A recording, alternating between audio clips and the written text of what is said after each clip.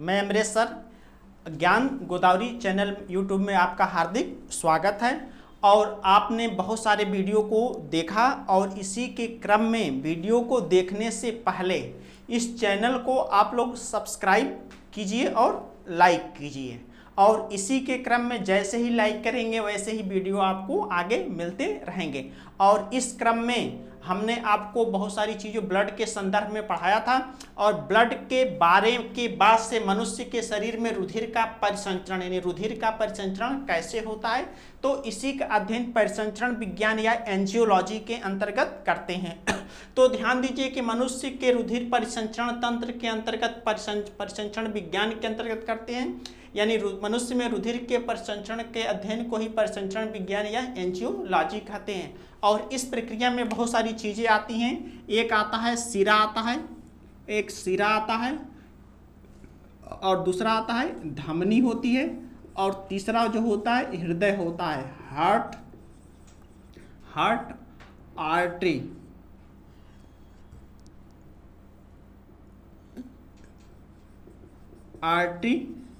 और दूसरा होता है वेन। ये सारी चीज़ें होती हैं। तो इसको एक बेसिक संदर्भ में हृदय एक एक चीज़ों को देख लीजिएगा।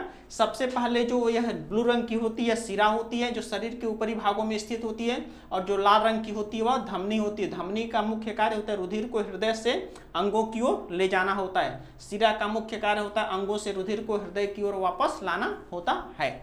और जो हृदय होता है, मनुष्य का हृदय जो होता है त्रिकोणीय संरचना होती है, और यह शरीर के कुछ भाग लेफ्ट में और कुछ भाग राइट्स में स्थित होता है। अब यहाँ से इसको हम आगे हृदय की संरचना पढ़ेंगे। तो सबसे पहले हम ध्यान देते हैं कि इसका परिसंचरण कैसे होता है। तो सबसे पहले धमनी और सिरा में अंतर देखते हैं। तो अब यहाँ से देखिएगा कि एक होता है धमनी और दूसरा होता है सिरा। तो इसको एक बेसिक रेफरेंस के रूप में हम बता दे रहे हैं कि धमनी किसे कहते हैं और सिरा किसे कहते हैं। इसको फिगर के द्वारा, एक होता है धमनी होती है, धमनी आर्टरी होती है, और दूसरा क्या होता है सिरा होता है, वेन होता है। तो इस स्थिति में कि धमनी किसे कहते हैं और सिरा किसे कहते हैं, तो सबसे पहले आप यहाँ से ध्यान दीजिएगा कि जो धमनी होती है वो शरीर के गहरे भागों में स्थित होती है। इसको एज ए फिगर के रूप में ध्यान दीजिएगा। धमनी जो होती है शरीर के गहरे भागों में स्थित होती है और इसकी दीवारें जो होती है काफ़ी मोटी होती हैं। तो अब यहाँ से ध्यान दीजिए कि इसकी जो दीवार होती है काफ़ी मोटी होती है और 3 लेयर की बनी होती है। अब यहाँ से 3 लेयर की बनी होती है और ऐसी यह संरचना होती है, और इसी के बीच में वाल्व या कपाट नहीं पाए जाते हैं। तो यह रुधिर को हृदय से अंगों की ओर ले जाने का कार्य करती है। यह रुधिर को हृदय से अंगों की ओर ले जाने का कार्य करती है। अब यहाँ से देखिए कि इसकी दीवार क्या होती है, काफ़ी मोटी होती है, और यहाँ से रुधिर जो होता है यह हृदय होता है, हृदय से हार्ट से अंगों की ओर ले जाने का कार्य करता है। अंगों ऑर्गन्स की ओर ले जाने का कार्य करता है।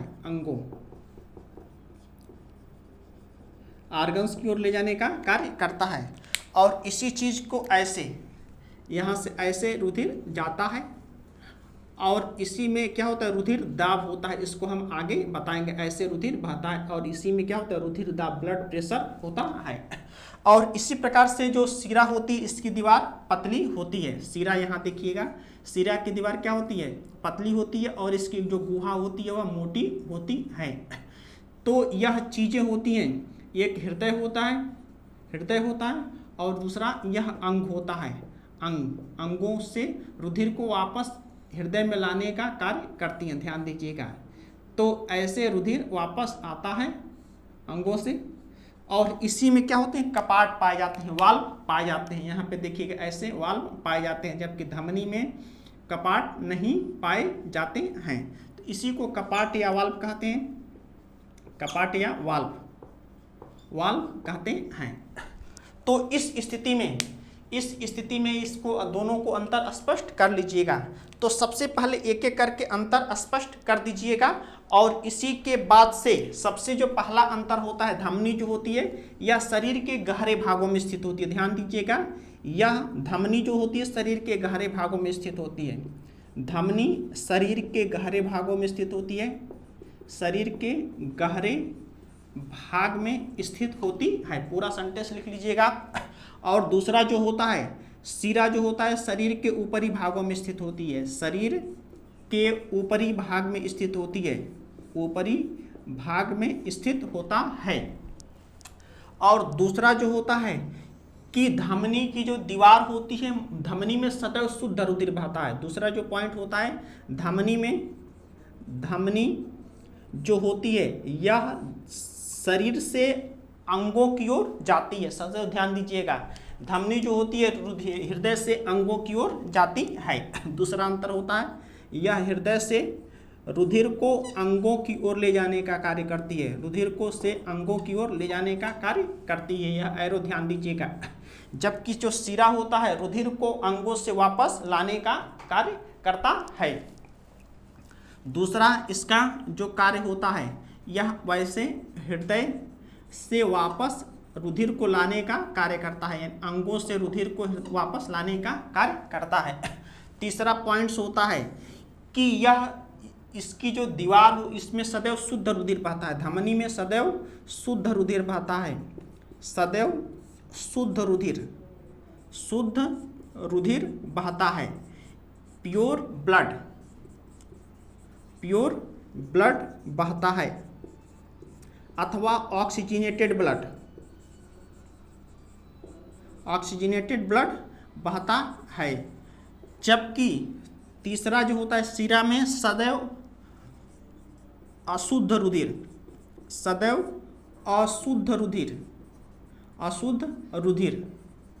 इम्प्योर ब्लड अथवा डीऑक्सीजनेटेड ब्लड बहता है, ऑक्सीजनेटेड ब्लड बहता है। और चौथा जो अंतर होता है कि इसमें चौथा कि धमनी की जो दीवार होती है वह मोटी होती है, धमनी की दीवार मोटी होती है, धमनी की दीवार मोटी होती है। यहाँ पे देखिएगा, जबकि चौथा अंतर होता है सिरा की दीवार पतली होती है, सिरा की दीवार पतली होती है।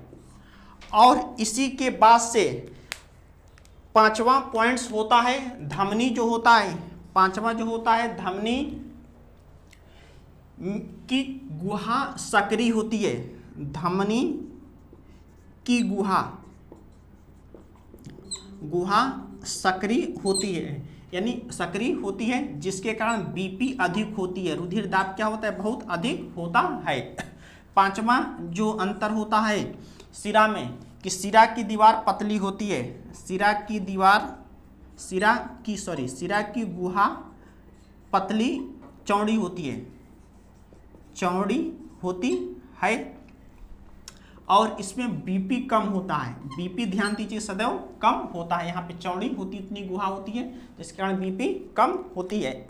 और इसी के बाद छठवां जो अंतर होता है कि धमनी में सदैव कपाट नहीं पाए जाते हैं, धमनी में कपाट नहीं पाए जाते हैं, धमनी में कपाट वाल्व नहीं पाए जाते हैं,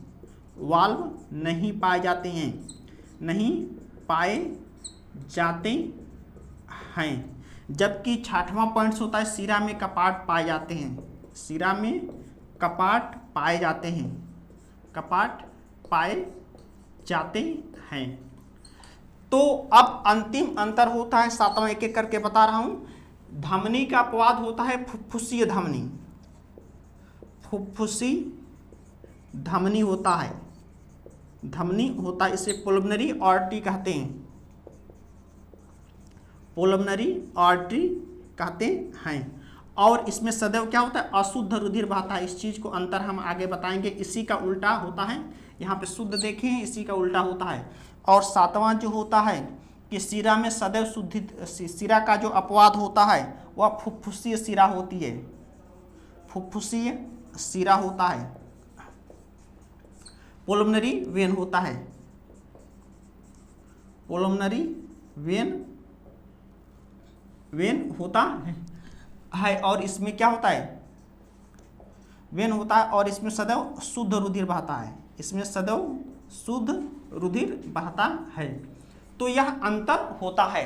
तो यहाँ पे देखिए कि यहाँ पे बीपी अधिक होती क्योंकि कैविटी पतली होती है, और इसकी कैविटी अधिक होने के कारण यहाँ बीपी क्या होता है, कम होता है। तो यह धमनी और शिरा में मुख्यतः अंतर होता है। तो इसके क्रम में आपसे यह बोला जाता है कि इसमें कौन कौन से आपसे क्वेश्चन बनते हैं। तो धमनी का मुख्य कार्य होता है कि यह हृदय को अंगों तक ले जाने का कार्य होता है, और शिरा का मुख्य कार्य हृदय अंगों से रुधिर को हृदय तक लाने का कार्य करता है। इस परिप्रेक्ष्य में आपको आगे अंतर भी मिलेंगे धमनी और शिरा के संदर्भ में। यही परिभाषा होती है और यही शिरा होती है। धमनी और शिरा से इससे बेस्ट अंतर आपको नहीं मिल पाएगा। और इसके क्रम में अब आप हृदय में रुधिर का परिसंचरण कैसे होता है। तो अब आप यहाँ पे आगे देखिए कि मनुष्य के हृदय की संरचना कैसे होती है। तो इसी के बाद से अब आता है कि मनुष्य के हृदय की संरचना।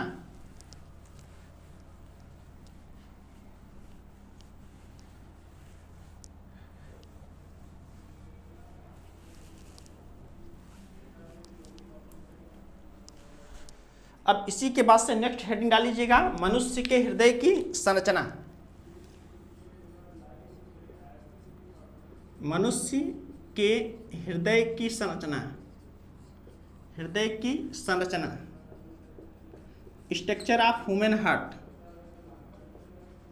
Structure of human heart. और इसी मनुष्य की संरचना का अध्ययन हृदय विज्ञान या कार्डियोलॉजी के अंतर्गत किया जाता है। इसी की संरचना का अध्ययन हृदय विज्ञान या कार्डियोलॉजी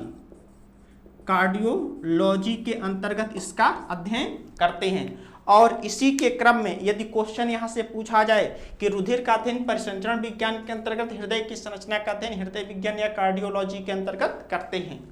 तो अब यहाँ से आइए कि मनुष्य के हृदय की संरचना आप यहाँ पे देखिएगा। मनुष्य का जो हृदय होता है यह शरीर के वक्ष या थोरेक्स भाग में स्थित होता है और यह दोहरी झिल्लियों का बना होता है। तो इस क्रम में आप देखिएगा कि इसकी हृदय की संरचना कैसे होती है, इसमें कौन कौन से पार्ट्स होते हैं। यही मनुष्य का हृदय होता है जिसका ऊपरी भाग चौड़ा होता है और निचला भाग नुकीला होता है, और यह शरीर के वक्ष या थोरेक्स भाग में स्थित होता है। तो यही मनुष्य के हृदय की संरचना होती है। और इसी के ऊपर दो झिल्लियाँ लगी होती हैं, एक ब्लू लाइन देख रहे हैं और दूसरा जो होता है एक ब्लैक होता है, यहाँ पे ऐसे ब्लैक होता है। तो यही मनुष्य के हृदय की संरचना होती है। इसमें कितने कक्ष होते हैं अभी आगे हम बताएंगे।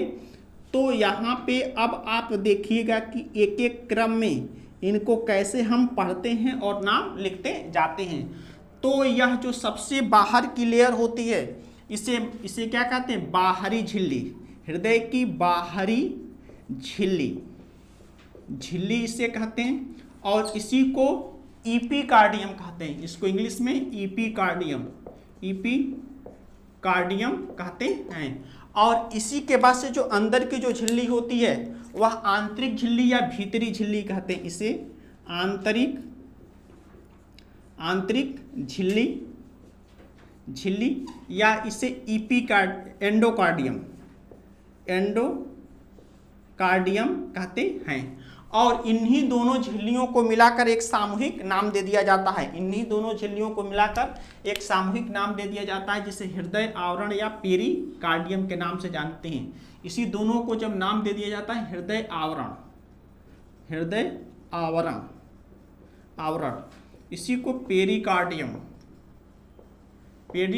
नाम दे दिया जाता है। तो अब यहाँ से क्वेश्चन पूछा जाए कि मनुष्य के हृदय के ऊपर बाहरी के आवरण ऊपर कौन सी झिल्ली लगी होती है, तो वह पेरिकार्डियम। लेकिन जब आपसे क्वेश्चन पूछा जाए कि हृदय की बाहरी झिल्ली को एपिकार्डियम कहते हैं और आंतरिक झिल्ली को एंडोकार्डियम कहते हैं, और इन्हीं दोनों झिल्लियों के बीच में एक द्रव भरा होता है। यहाँ पे पूरे जो स्पेस देख रहे हैं एक द्रव भरा होता है जिसे पेरिकार्डियल द्रव कहते हैं। पेरिकार्डियल द्रव, इसे पेरिकार्डियल फ्लूइड कहते हैं। कार्डियल फ्लूइड कहते हैं। और इसके क्रम में इसका मुख्य कार्य होता है कि दोनों झिल्लियों को घर्षण से बचाता है।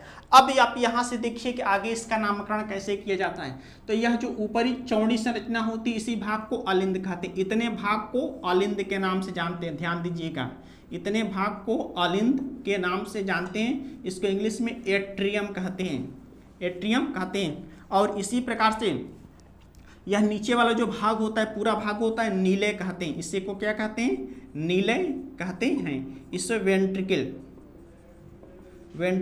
कहते हैं। तो यहाँ पे देखिए कि ऊपरी चौड़े भाग को अलिंद और निचले नुकीले भाग को नीले कहते हैं।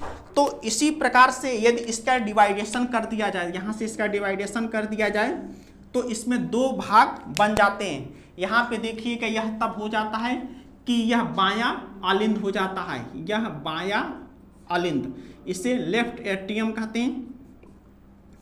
और इसी प्रकार से कौन सा होता है, दायां अलिंद हो जाता है, यह हो जाता है दायां अलिंद हो जाता है, इसे राइट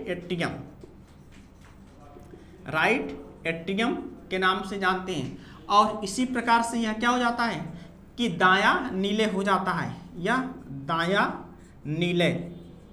नीले, इसे राइट वेंट्रिकल कहते हैं, राइट वेंट्रिकल कहते हैं। और इसी के क्रम इस प्रकार से देखा जाए कि मनुष्य के हृदय में कुल 4 कक्ष होते हैं। अब यह स्पष्ट हो गया कि मनुष्य के हृदय में कुल कितने कक्ष होते हैं, 4 कक्ष होते हैं, 2 अलिंद और 2 नीले होते हैं। और इसी के क्रम में इसी झिल्लियों के बीच में यहाँ पे एक विशेष चीज पाई जाती है। यहाँ पे देखिएगा कि एक विशेष संरचना होती है जिसे यस ए नोड कहते हैं। यहाँ पे एक विशेष संरचना होती है जिसे यस ए नोड कहते हैं। और इसका पूरा नाम होता है साइनो आरिकुलर नोड। इसका पूरा नाम होता है साइनो आरिकुलर नोड होता है। और इसी को गति निर्धारक, इसका दूसरा नाम होता है गति निर्धारक होता है, निर्धारक। इसी को इंग्लिश में पेस मेकर कहते हैं। अब यहाँ इसका मुख्य कार्य होता है कि मनुष्य के हृदय में गति निर्धारक का मुख्य कार्य क्या होता है, यह गति को निर्धारित करने का कार्य करता है। या पेस मेकर कहाँ पे पाया जाता है, तो आपका आंसर होगा दायां अलिंद होता है। और यही पेस मेकर जब खराब हो जाता है तो मनुष्य का हृदय क्या होता है, कार्य करना बंद कर देता है, जिसके कारण व्यक्ति की मृत्यु का कारण भी बन सकता है। तो यह समस्या आने का बहुत सारे कारण होते हैं। तो यहाँ पे जब भी क्वेश्चन पूछा जाए कि पेस मेकर कहाँ पे पाया जाता है, तो मनुष्य के हृदय में पेस मेकर कहाँ पे पाया जाता है, तो दाएं अलिंद में पाया जाता है। और सबका यही कार्य होता है, यह हृदय की स्पंदन को प्रारंभ करना होता है। और दूसरी चीजें होती है कि इसी में एक दूसरी संरचना पाई जाती है, जिसे एवी नोड कहते हैं। इसी में एक दूसरी संरचना पाई जाती है जिसे एवी नोड होता है, आरियो वेंट्रिकुलर नोड। इसका पूरा नाम होता है आरियो वेंट्रिकुलर नोड होता है। और इसका मुख्य कार्य होता है नीले को पहचानना होता है, स्पंदन को। यहाँ पे संक्षेप में देख लीजिए इस चीज को, किनारे बना रहे हैं। यह ऊपर वाला अलिंद होता है और नीचे वाला भाग नीले होता है। तो अलिंद का मुख्य कार्य होता है एट्रियम को संकुचित करना होता है, अलिंद को संकुचित करना, यहाँ से सूचनाएं जाती हैं, अलिंद को संकुचित करता है। और उसी प्रकार से जो एवी नोड होता है वह नीले के संकुचन को प्रारंभ करने का कार्य करता है। इस प्रकार से मनुष्य के हृदय में 2 गांठ होती है, केएससी नोड, और दोनों कहाँ पे पाई जाती है, दाएं अलिंद में पाई जाती है। और इसी प्रकार से एक अन्य संरचना होती है जिसे वाल्व कहते हैं। और मनुष्य के हृदय के आधे दाएं भाग में ध्यान दीजिए कि विशेष संरचना पाई जाती है जिसे त्रिवलनीय कपाट कहते हैं। मनुष्य के हृदय में एक विशेष संरचना पाई जाती है जिसे त्रिवलनीय कपाट, इन दोनों का नाम होता है त्रिवलनीय कपाट। त्रिवलनीय कपाट होते हैं, इसको ट्राइकास्पिड वाल्व होता है और इसका मुख्य कार्य होता है अलिंद से रुधिर को आगे पहुंचाना होता है। इस कार्य को आगे हम बताएंगे। और इसी में एक दूसरा वाल्व पाया जाता है जिसे क्या कहते हैं, द्विवलनीय कपाट। द्विवलनीय कपाट, इसी को बाइकास्पिड वाल्व कहते हैं, बाइकास्पिड वाल्व। तो इसका मुख्य कार्य होता है कि रुधिर को आगे एक तरफ से पहुंचाना होता है। यहाँ पे कार्य देख लीजिएगा, सीधे इधर को लाना होता है और वापस नहीं जाने देता है। तो इस प्रकार से मनुष्य के हृदय की जो संरचना होती है यही संरचना होती है। अब इसी के बाद से आता है कि परिसंचरण कैसे होता है। तो मनुष्य के हृदय की संरचना हो गई और इसी के बाद से आता है मनुष्य के रुधिर का परिसंचरण कैसे होता है। तो अब यहां से देखिएगा कि अब इसमें दायां 2 आलिंद और 2 नीले स्पष्ट हो गए। अब इसी के बाद से हेडिंग डाल लीजिएगा, मनुष्य में रुधिर का परिसंचरण।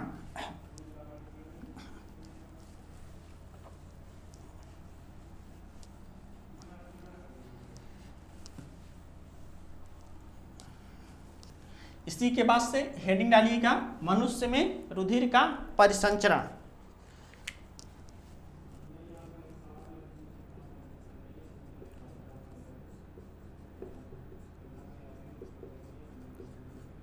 रुधिर का परिसंचरण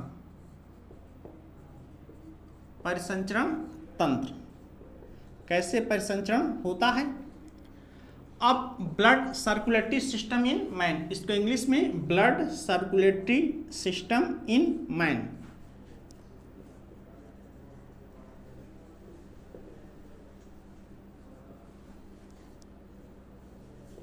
सिस्टम इन मैन या ह्यूमन, कुछ भी लिख सकते हैं। तो अब यहां से देखिए कि इसमें परिसंचरण कैसे होता है। तो केवल एक सिंपल संरचना बता चुका हूं हृदय के बारे में, अब दायां आलिंद और बायां आलिंद बताने की आवश्यकता नहीं है। तो अब यहां से देखिए इसमें परिसंचरण कैसे होता है। यह मनुष्य के हृदय की संरचना होती है और यही संरचना होती है जो त्रिकोणीय मांसल व त्रिकोणीय संरचना होती है। और मनुष्य के हृदय का जो भार होता है वह 300 ग्राम होता है और इसकी लंबाई 12 सेंटीमीटर, चौड़ाई 9 सेंटीमीटर और 6 सेंटीमीटर और मोटाई 9 सेंटीमीटर होती है। तो फिर से इसको देख लीजिए, मनुष्य के का भार होता है 300 ग्राम, लंबाई 12 सेंटीमीटर होती है और चौड़ाई 9 सेंटीमीटर होती है और मोटाई 6 सेंटीमीटर होती है। तो इस प्रकार से मनुष्य के हृदय की संरचना होती है। अब यही संरचना होती है और इसी में 4 कक्ष होते हैं। यहाँ पे देखिएगा, यही मनुष्य के हृदय की संरचना।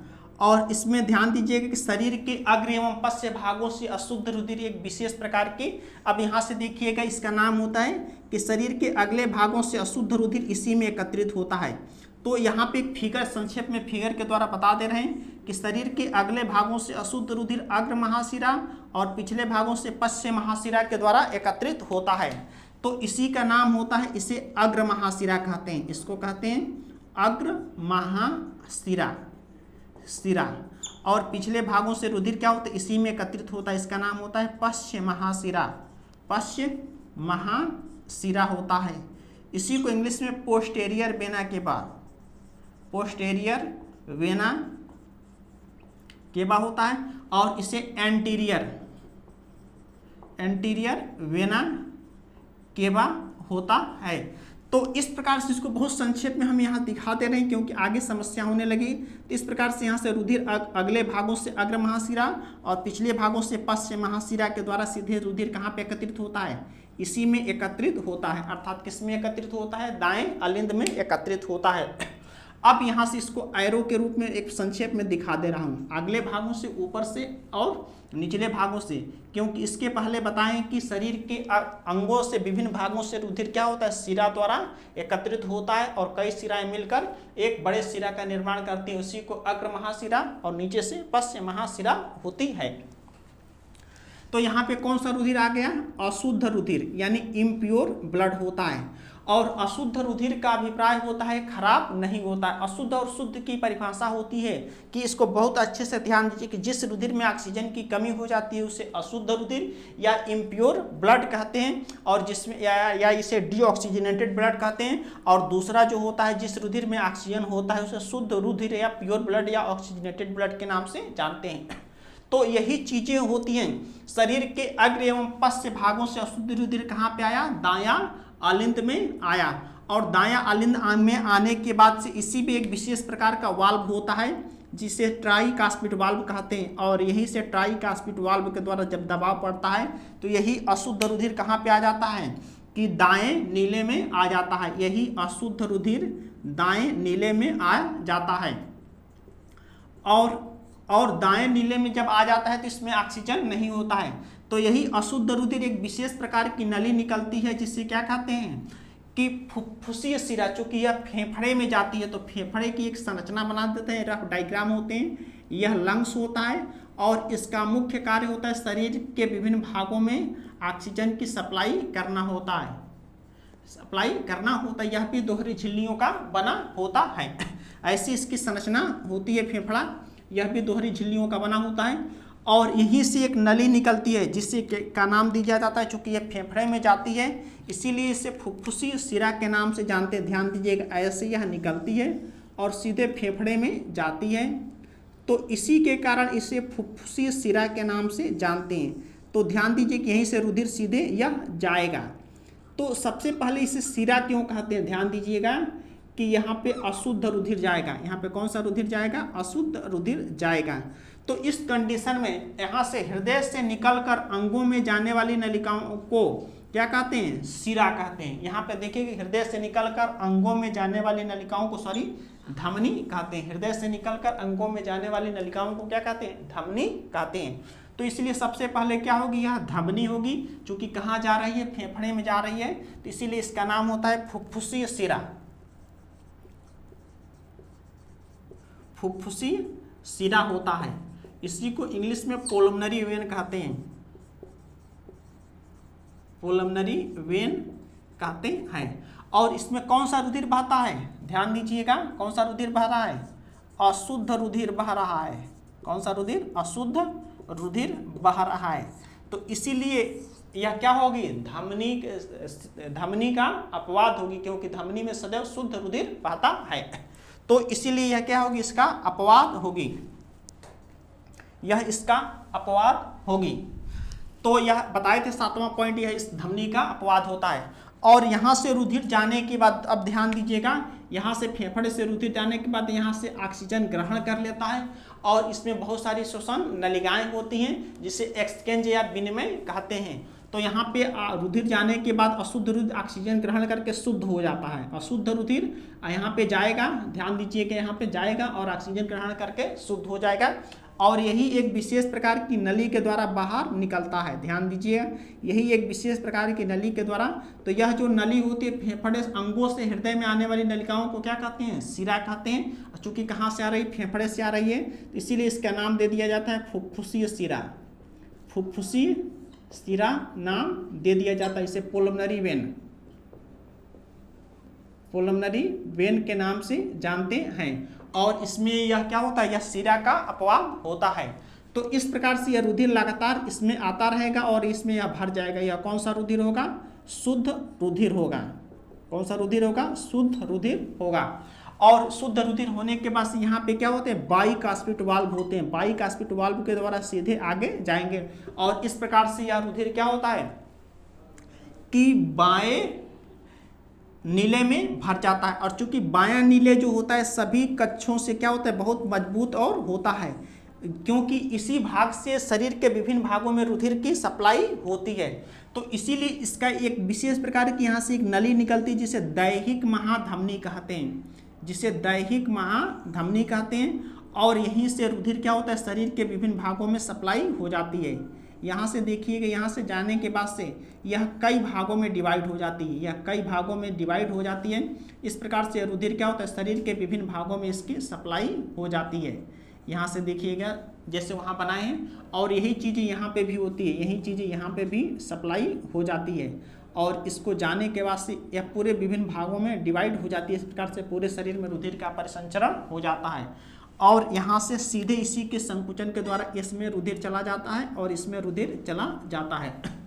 तो इस प्रकार से मनुष्य में रुधिर परिसंचरण की क्रिया क्या होती है, पूरी हो जाती है। तो अब यहाँ से क्वेश्चन बनता है टू द पॉइंट कि अशुद्ध रुधिर शरीर के किस भाग में, हृदय के किस भाग में एकत्रित होता है। तो किस भाग में एकत्रित होता है, वह दायां अलिंद में एकत्रित होता है। दायां अलिंद से अशुद्ध रुधिर किधर जाता है, दाएं नीले में जाता है, और दाएं नीले से शुद्ध होने के लिए फेफड़े में जाता है और यहाँ से ऑक्सीजन ग्रहण कर लेता है। और ये सीधे क्या होता है कि सीधे रुधिर क्या होता है कि बाएं अलिंद में जाता है और बाई कास्पिड के द्वारा यहाँ पे चला जाता है। तो इस प्रकार से यही इसी के संकुचन के द्वारा मनुष्य में रुधिर परिसंचरण की क्रिया क्या होती है, पूरी हो जाती है। तो इनको एक कक्ष का नाम दीजिए। इसको प्रथम कक्ष कहते हैं, इसको प्रथम कक्ष, इसको द्वितीय कक्ष कहते हैं, इसको तृतीय कक्ष कहते हैं, और इसको चतुर्थ कक्ष कहते हैं। अब यहीं से टू द पॉइंट आपसे क्वेश्चन पूछा जाता है कि मनुष्य में रुधिर परिसंचरण कैसे, किस प्रकार से होता है। तो पहला क्वेश्चन कि अशुद्ध शरीर के विभिन्न भागों से अशुद्ध रुधिर किस कक्ष में आता है। तो यह प्रथम कक्ष में आता है, यह राइट एट्रियम में आता है। किस में आता है, राइट एट्रियम या प्रथम कक्ष में आता है। और उसके बाद से कहाँ जाता है, द्वितीय कक्ष में जाता है या राइट वेंट्रिकल में जाता है, द्वितीय कक्ष में जाता है। या किस कक्ष, हृदय के किस भाग से रुधिर शुद्ध होने के लिए फेफड़े में जाता है। तो यहाँ देती है राइट वेंट्रिकल से रुधिर फुफ्फुसीय शिरा के द्वारा शुद्ध होने के लिए फेफड़े में जाता है।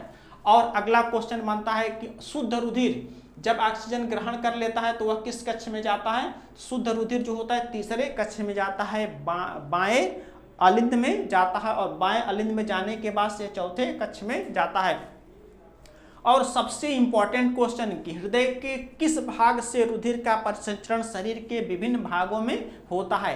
तो यही जो चौथा कक्ष होता है या दायां नीले होता है, इसी भाग से रुधिर का परिसंचरण शरीर के विभिन्न भागों में होता है। और जिस धमनी के द्वारा होता है उसी धमनी का नाम होता है दैहिक महाधमनी। इसी का नाम होता है दैहिक महाधमनी होती है। इसे सिस्टेमिक एरोटा कहते हैं, सिस्टेमिक एरोटा के नाम से जानते हैं। इस प्रकार से मनुष्य में रुधिर परिसंचरण की क्रिया पूरी हो जाती है। और इस रुधिर परिसंचरण का अध्ययन सबसे पहले 1628 में विलियम हार्वे ने किया था। इसी के कारण विलियम हार्वे को रुधिर परिसंचरण विज्ञान का पिता माना जाता है। विलियम हार्वे को रुधिर परिसंचरण विज्ञान का पिता, रुधिर परिसंचरण विज्ञान का पिता कहा जाता है। इसे फादर ऑफ एंजियोलॉजी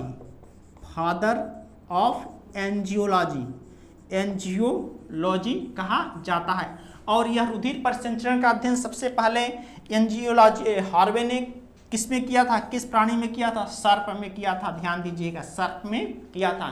तो इस प्रकार से मनुष्य में रुधिर परिसंचरण की क्रिया सबसे पहले हार्वे ने सर्प में किया था, स्नेक में किया था, और इसी के कारण इसे परिसंचरण विज्ञान का पिता, फादर ऑफ एंजियोलॉजी कहा जाता है। इस प्रकार से परिसंचरण पूरा हुआ। और इस चैनल को सब्सक्राइब कर लीजिएगा। और इसके आगे नेक्स्ट वीडियो में हार्ट साउंड्स क्या होता है, ब्लड प्रेशर क्या होता है, ECG क्या होता है, इन सारी चीज़ों के बारे में हम देखेंगे। परिसंचरण कैसे पूरा होता है और कैसे कार्य करता है, और सबसे बड़ी समस्या जो हृदय की जो तकनीकी समस्याएं होती हैं वो कैसे होती हैं। तो इस प्रकार से इसको नेक्स्ट वीडियो में हम देखेंगे। तब तक इसके लिए चैनल को सब्सक्राइब कीजिएगा और लाइक कीजिएगा, ताकि हमें भी लगे कि मैं भी कुछ मेहनत कर रहा हूँ। इसलिए थैंक यू।